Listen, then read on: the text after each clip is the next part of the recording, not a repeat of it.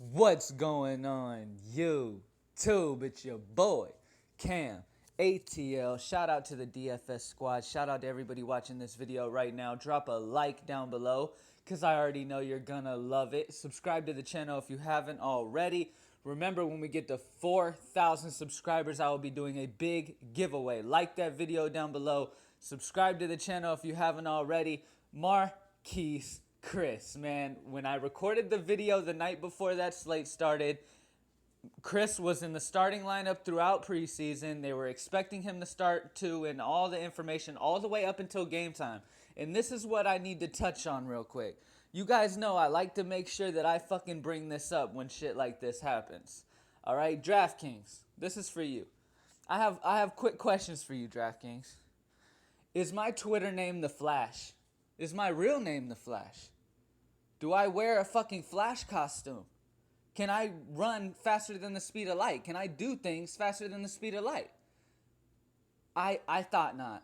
So how do you expect me to figure out that Marquise Chris is coming off the bench when you let that information out 1 minute and 24 seconds before the slate starts? So what are we supposed to do? Just sit there and automatically just assume Chris is a question mark and just start looking at his notes? Keep clicking into them a whole 2 minutes before the slate starts? Nobody does that, and y'all waited till the last minute on purpose. You guys know how you do things, and it's fucking annoying. All right, it is annoying. You guys need this. You guys need to get it together, man. Y'all do this way too much. You do this way too much for it just to be coincidence. Oh, I'm sorry, I happened to put it out late. No, y'all did this so many times last year, all that. But it doesn't matter. DFS squad still killed it. I told you guys, DraftKings can't keep me down, can't keep us down in any way, shape, or form. We had, I give out 3 lineups. My GPP dropped 277. Both of my main lineups, my favorite lineup dropped 292. And I dropped a 299. We dropped a 292 and a 299 with Marquise Chris scoring a 4.2. Yeah. Join the squad, man.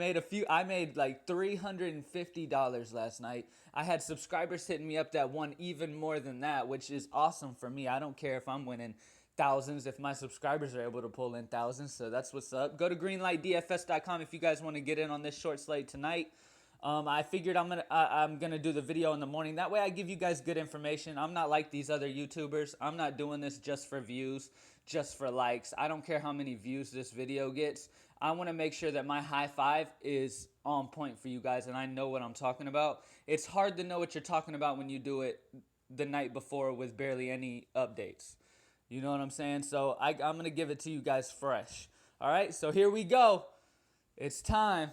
Russell Westbrook and the OKC Thunder with their new addition, Carmelo Anthony, going against Carmelo's old team. Let's start here at the point guard. I'm locking in Russell Westbrook. I told you guys last year, when Westbrook plays, especially at 11,000, he's a discount. He's like 3,000 less than he will be. Here's the thing. I'm curious to see how this situation goes because now they have Paul George. Now they have Carmelo Anthony. I'm curious to see how it affects Russell Westbrook in any way. I think Russell is going to be the same type of situation as Harden. Chris Paul went into the over to Houston. Harden didn't really get affected like that. It was still all good. I mean, Harden still would prefer to handle the rock 100% of the time, but it is what it is. Westbrook puts up in so many categories that it doesn't matter if his scoring goes down a little bit. He's still going to triple-double, guys. That's the thing with Russell Westbrook. Okay, and he's the only guy on this slate by far that has the triple-double option. Okay? So Russell Westbrook by far is the best option on this slate. I'm not going to tell you guys to fade him. When Russell plays, you start him. All right? That's something you better get used to. All right? Now, at shooting guard, a guy that I really like for his value is going to be the starting point guard for the Clippers, going against Lonzo Ball, Patrick Beverley. Beverley is too quick. Lonzo Ball is too fragile. And Lonzo, all of the hype for Lonzo isn't because of his defense. Okay? Patrick Beverley will be just fine here. He's going to dish out some assists. He's going to be good defensively. And at 4,800 for a starting point guard on a team with Blake Griffin and DeAndre Jordan, I will take that all day long. And I like that I can put him at shooting guard. That way I'm able to work him right in. At small forward, I know everybody is going to go Carmelo going against his old team. I don't fault you for that. I like him, but you guys know with the high five, I try to make it so that I can give you guys 5 core players and you guys still have plenty of money left over. So I'm not going to put Carmelo in this build right here. Paul George is another great option against New York. Don't get me wrong. But I really like Brandon Ingram at home in Los Angeles going against the Chargers. He will be starting at shooting guard. Okay? The Chargers lost some good defenders. All right? They lost Chris Paul. They lost Redick. Redick is a very good defender. All right? So now they're going to be struggling a bit because Beverly's going to be on Lonzo. Brandon Ingram is going to have the best matchup of anybody, okay? He's probably going to see some Gallinari and some other guys that just aren't going to be good enough to be able to stop Ingram. Ingram has took his game to another level. He's a young guy. He's pretty much, they brought in Lonzo for LA, and Ingram has been the star throughout the preseason. He's been the guy that's been really shining. And I think at home here, going against the Clippers, I keep wanting to say Chargers because it's football season. The Clippers, going against the Clippers, he's going to get his points up. He's going to do well. And with Patrick Beverly on Lonzo, limiting Lonzo's points, Lonzo is still going to be passing that ball around like a champ. You know that's one great thing about Lonzo. He's a very good ball passer. And he will be getting the ball to Ingram, multiple assists. I like Brandon Ingram a lot. He's super cheap at 51. At power forward, I'm going to go another value. Lauri Markkanen. Okay, Markkanen will be starting and getting a lot of minutes here, guys, because they do not have much depth in the position. And Mirotic and Bobby Portis got into a fight, and they are out. Okay, Mirotic is injured because he got knocked out. Portis is suspended 8 games. Okay, so Markkanen's going to be getting the start here, and they don't have much depth. He's going to get a lot of minutes, and at 5,600, he is great value, guys. He will be starting at power forward. All right? This is great value for him, and when you get an opportunity for a guy who's going to be playing such heavy minutes in a situation like Markkanen, you take advantage of it. All right? So take advantage of that matchup, guys. All right, next up, at center, I really love DeAndre Jordan here against the Lakers. One thing we know about last year and one thing they didn't change was their defense down low. Julius Randle is going to struggle mightily here against DeAndre Jordan. Jordan's just going to get every single rebound. Look, LA's giving up 32-plus fantasy points a game to starting centers. All right, they're also giving up a ton of rebounds a game.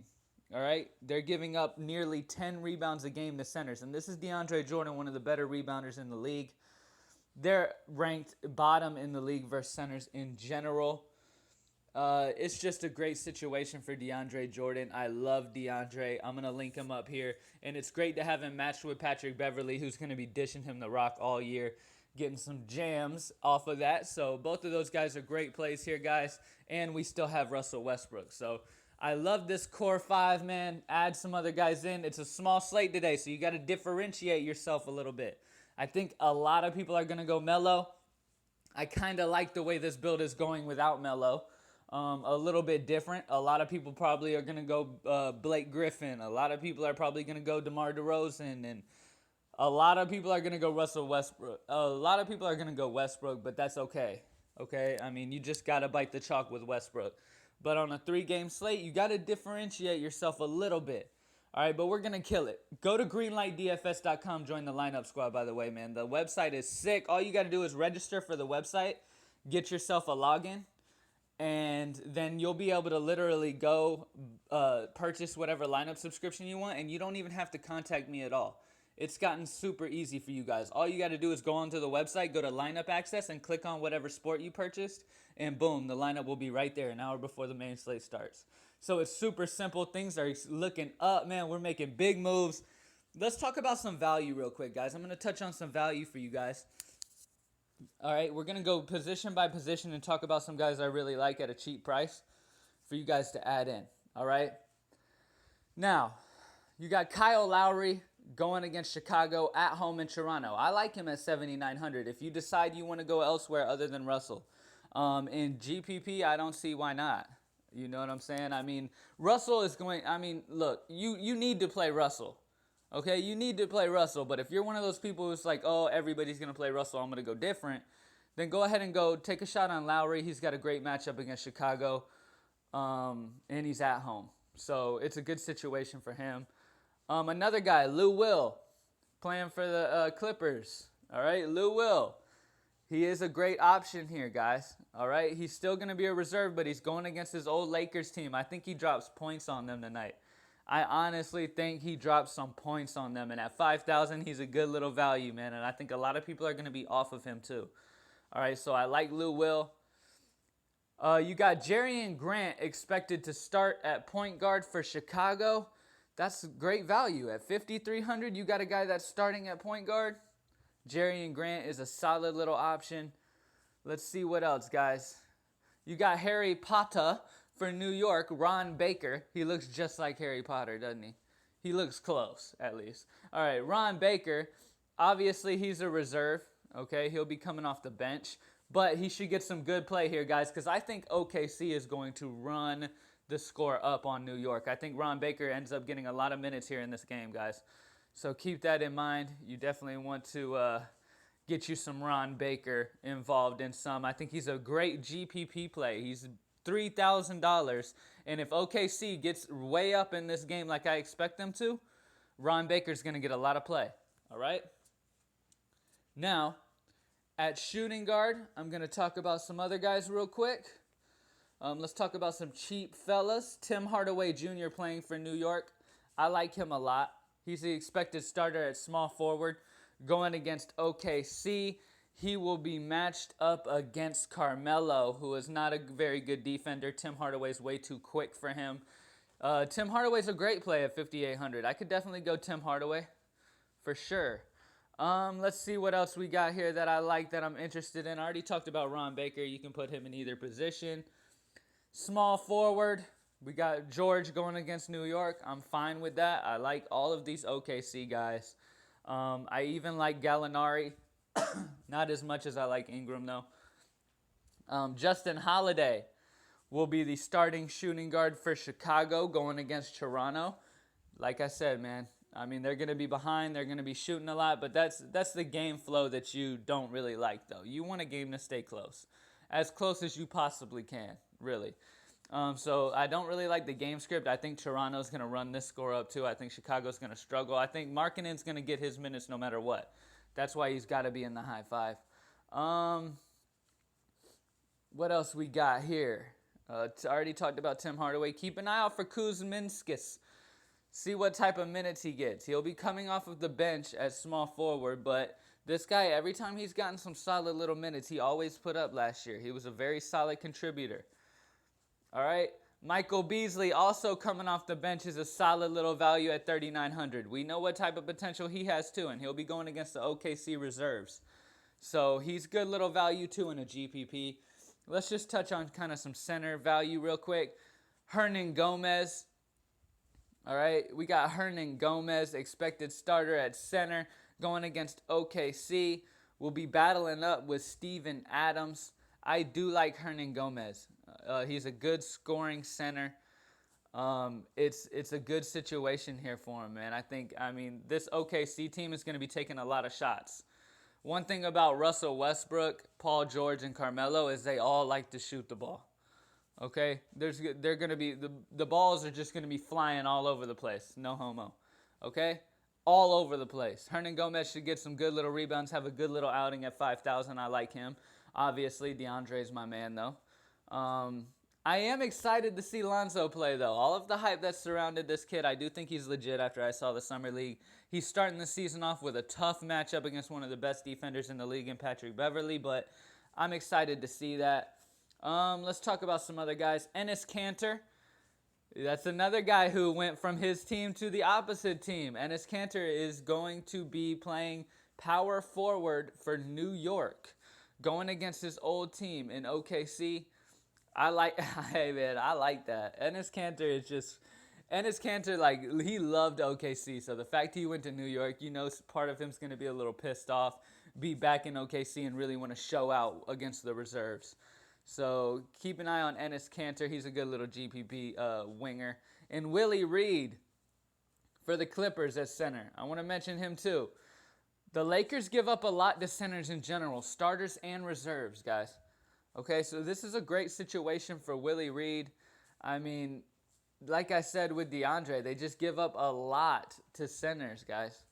They give up a lot. And I think this is the game that you want to target tonight the most. The Clippers game, sorry, I keep saying Chargers. The Lakers-Clippers game is the one you guys want to target. I think that one stays the closest, to be honest with you. I think that's the one that's going to have the most shootout potential. All right? Good luck, everybody. Go to greenlightdfs.com. Join the squad. I hope you kill it. Let's get this high five fire. Scored 292 and 299 with a 2.4 last night. Oh, yeah. Should have been 320 on multiple lines. It's all right, though. We're still going to get this money, man. Thank you guys for watching. Like the video down below, and I'm out.